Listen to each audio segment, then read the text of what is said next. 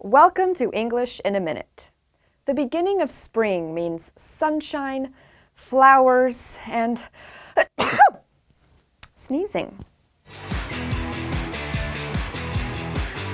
Are Jonathan and Anna going to discuss how they don't have allergies? Not cool, guys.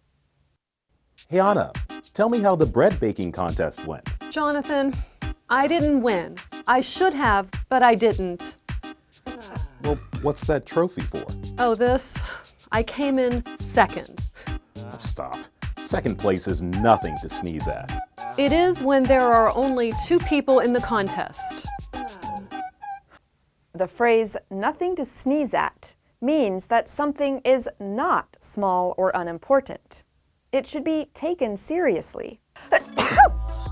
Sneezing. And that's English in a Minute.